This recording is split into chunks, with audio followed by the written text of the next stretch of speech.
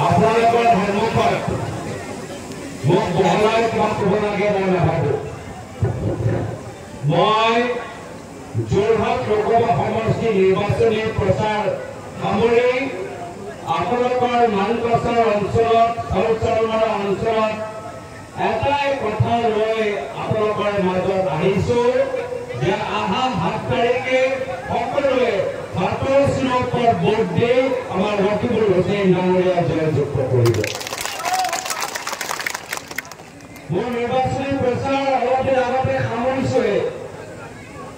গাত গোটেই জোৰটো অহা নাই, তথাপিও আজি দলৰ স্বাৰ্থত ধুবুৰী লোকসভা সমষ্টি ৰাইজৰ স্বাৰ্থত দক্ষিণ শালমাৰাৰ স্বাৰ্থত মানকাছাৰ অঞ্চলৰ স্বাৰ্থত আজি ইয়াত আহি কৈছো যে যদি আপোনালোকে নিজৰ ভৱিষ্যত নিৰাপত্তা বিচাৰে আপোনালোকৰ ওচৰত এটাই বিকল্প হাতৰ চিনৰ ওপৰত ভোট দি জয়যুক্ত কৰা। আৰু ৰকিবুল হুছেইন ডাঙৰীয়া কোৱাৰ দৰে আজি আপুনি মাত্ৰ ধুবুৰী লোকসভা সমষ্টিৰ সাংসদৰ বাবে ভোট দিছে, কিন্তু আপোনালোকৰ ভোটৰ পিছত কংগ্ৰেছ দলৰ জয়ৰ পিছত সমগ্ৰ অসমৰ এনেকুৱা এটা ৰাজনৈতিক ভূমিকম্প হ'ব যাৰ প্ৰভাৱ দিশপুৰত পৰিব আৰু 2 বছৰ পিছত আমাৰ চৰকাৰ। আজি শ্ৰদ্ধা ৰাইজ, মোক মনত পৰে যেতিয়া মই যোৰহাটৰ নিৰ্বাচনী প্ৰচাৰৰ মাজত আছিলো, 2জন দলৰ নেতা হিমন্ত বিশ্ব শৰ্মা ডাঙৰীয়া আৰু মৌলানা আজমান সাহাব আজি প্ৰয়াত তৰুণ গগৈৰ পুত্ৰ মোক তেওঁলোকে পৰাজিত কৰিবলৈ বিচাৰিছে। ঈদৰ দিনত নামাজ পঢ়িবলৈ গলো, যেতিয়া নামাজ পঢ়িলো একে সময়ত হিমন্ত বিশ্ব শৰ্মা ডাঙৰীয়া ৰাইজক ক'লে যে কংগ্ৰেছ দলটো ভোট দিব নালাগে। গৌৰৱ গগৈ নামাজ পঢ়িছে, একে কথাত ঘূৰ মিলাই মৌলানা আজমান সাহেবে ক'লে যে গৌৰৱ গগৈ ঈদৰ দিনত নামাজ পঢ়িছে, গৌৰৱ গগৈক ভোট দিব নালাগে। 2জন কথাত কিমান মিল আছে শ্ৰদ্ধা ৰাইজ চাওক। 2-3জনে একেখিনি কথা ক'লে, কিন্তু শ্ৰদ্ধা ৰাইজ মই না মৌলানা আজমান সাহেবৰ ৰাজনীতি কৰিবলৈ আহিছো, না মই হিমন্ত বিশ্ব শৰ্মা ডাঙৰীয়াৰ ৰাজনীতি কৰিবলৈ আহিছো। মই যদি ৰাজনীতি কৰিবলৈ আহিছো মোৰ পিতৃ প্ৰান্ত তৰুণ গগৈৰ আদৰ্শ পালন কৰি মই ৰাজনীতি কৰিবলৈ আহিছো। আৰু সেইকাৰণে আজিও ঈদৰ দিনত নামাজ পঢ়িম, ভৱিষ্যতে পঢ়িম, মোক আৰু অনুমতি লাগে। নামঘৰত গৈ মই সেৱা কৰাম, মন্দিৰত গৈ মই চাকি জ্বলাম, চাৰ্চৰ গীৰ্জাঘৰত সোমাই মই মমবতি জ্বলাম।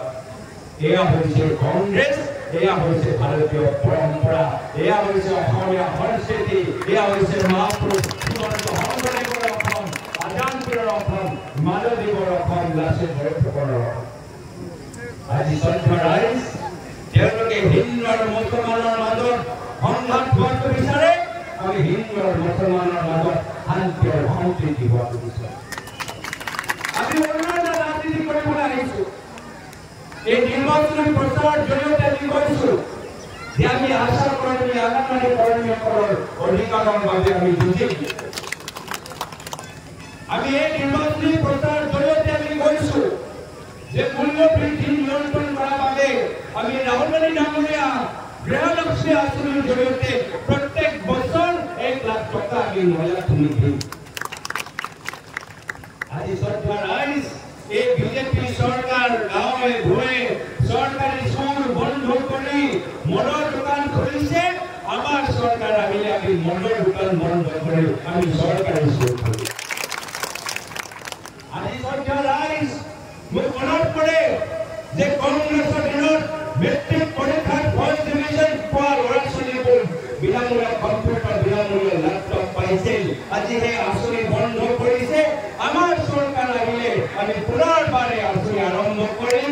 আমাৰ দল অঞ্চলৰ যুৱতীসকল কম্পিউটাৰ বাবে শিকিব পাৰে, আমি তাৰ বাবে প্ৰচেষ্টা হাতত ল'ম। আজি সক্ৰিয়ালাইজ এইখন চৰকাৰ দমন কৰিবলৈ বিচাৰে, ভয় খুৱাবলৈ বিচাৰে, চিন্ডিকেট লগত জড়িত হৈ থকা মানুহবোৰ লৈ সংখ্যালঘু ঘৰৰ ভিতৰত সোমাই আজি আমাক ভয় খুৱাবলৈ বিচাৰে। বিভিন্ন হিল মাফিয়া, কয়লা মাফিয়া, গৰু মাফিয়া মানুহবোৰ লগত লৈ এতিয়া তেওঁলোকে ঘূৰি আমাৰ দুখীয়া মানুহক ভয় খুৱাবলৈ বিচাৰে। আৰু য'ত বিজেপি দলে এনেদৰে কামবোৰ কৰে তাতে ইয়াৰে কয় যে বিজেপি খুব ভাল কাম কৰিছে, হিমন্ত বিশ্ব শৰ্মা ডাঙৰীয়া খুব ভাল কাম কৰিছে। আদবানী সাহেবে নিজে কয় যে অসমৰ ইতিহাসত আটাইতকৈ ভাল মুখ্যমন্ত্ৰী হিমন্ত বিশ্ব শৰ্মা ডাঙৰীয়া। যিজন মুখ্যমন্ত্ৰী উচ্চতৰ আমাৰ ৰাজনীতি কৰিছিল, যিজন মুখ্যমন্ত্ৰী আমাৰ সংখ্যালঘু সমাজক অপমান কৰিছে, আজি সেইজন মুখ্যমন্ত্ৰী বিধায়কসকলে প্ৰশংসা কৰে। সেইকাৰণে চৰকাৰ ৰাইজ যোৱা বিধানসভা নিৰ্বাচনত আমাৰ ভুল হ'ল যে আমি এনডিএ দলৰ লগত মিত্ৰতা কৰি এই মান প্ৰচাৰৰ সমষ্টি আমি এৰি দিলোঁ। এই ভুলৰ আজি আমাৰ প্ৰতিশোধ ল'ব লাগিব। মান প্ৰচাৰৰ পৰা আটাইতকৈ বেছি ব্যৱধানত আমি কংগ্ৰেছ দলক আমি জয়যুক্ত কৰিব লাগিব। আৰু সেইকাৰণে চৰকাৰ ৰাইজ এটাও ভোট আমাৰ দলত কৰিব নালাগে, এটাও ভোট নষ্ট কৰিব নালাগে। সেইকাৰণে ইমান দূৰৰ পৰা আপোনালোকৰ মাজত আহি কৈছো যে এতিয়া আমাক আৰু হিমন্ত বিশ্ব শৰ্মা ডাঙৰীয়া ৰাজনীতি নালাগে, এতিয়া আমাক আৰু ৰাজনীতি নালাগে। যি ৰাজনীতি ভাৰতৰ তৰুণ বুলি কৰিছে, সকলোৰে মাজত শান্তি, উন্নয়নৰ পোহৰ, শিক্ষাৰ পোহৰ, চিকিৎসাৰ পোহৰ, সেই ৰাজনীতি কৰি আমি অসমক আগুৱাই যাব লাগিব। আজি এখন বিজেপি চৰকাৰ সমাজৰ প্ৰত্যেক বৰ্গ লৈ আজি অন্যায় কৰিছে। য'ত ভাৰতৰ তৰুণসকলে আশাকৰ্মীসকলক নিযুক্তি কৰিলে, আজি তেওঁলোকে আজি আশাকৰ্মীসকলৰ ওপৰত অত্যাচাৰ কৰিলে। আজি য'ত কংগ্ৰেছ চৰকাৰৰ দিনত আমি বৃদ্ধ পেঞ্চন দিলোঁ, আজি ইয়াতে বিজেপি চৰকাৰে বয়োজ্যেষ্ঠসকলৰ দৰমহাৰ দাম বৃদ্ধি কৰিছে। য'ত আমাৰ কংগ্ৰেছ চৰকাৰৰ দিনত মামনি আঁচনি, মাজনী আঁচনি, বাইদেউ ৰৌব আঁচনি আছিলে, এতিয়া এই বিজেপি চৰকাৰৰ দিনত 1250 টকা গেছৰ চিলিণ্ডাৰ কৰি। সেইকাৰণে চৰকাৰ ৰাইজ সময় আহিলে মাত্ৰ লোকসভা নিৰ্বাচনকে নহয়, অলপ দিনৰ পিছত পঞ্চায়ত নিৰ্বাচন হ'ব, অলপ দিনৰ পিছত বিধানসভা নিৰ্বাচন সৃষ্টি হ'ব। যিদৰে প্ৰথম পৰ্যায়ৰ ভিতৰত সকলো অসমবাসীৰ চকু যোৰহাটৰ ওপৰত আছিলে, এতিয়া তৃতীয় পৰ্যায়ত সকলো অসমবাসী ৰাইজৰ চকু ধুবুৰী লোকসভাত পৰিছে। আৰু যোৰহাটৰ ভিতৰত যোৰহাটৰ ৰাইজে কংগ্ৰেছ দলটো পাৰ কৰি লৈ গ'ল। যোৰহাটত আমি জিকি আছো। এতিয়া একে দায়িত্ব, একে ভূমিকা ধুবুৰী লোকসভা সমষ্টি ৰাইজৰ ল'ব লাগিব। অহা 7 তাৰিখে সকলোৱে কংগ্ৰেছৰ হাতৰ ওপৰত ইমান বাৰ বাটনটো টিপিব লাগে যে বাটনটো শেষতকৈ ঘুমাই যায় আৰু কোনো নিৰ্বাচনটো আমি দেখা নাপাওঁ। আৰু ভৱিষ্যত আমি ডক্টৰ হুছেইন ডাঙৰীয়াক সদনত আমি দেখা পাব লাগে। এয়া আশা কৰি মই ইয়াতে নিজৰ সমুদ্ৰ সামৰিছোঁ। ধন্যবাদ। জয় হিন্দ, জয়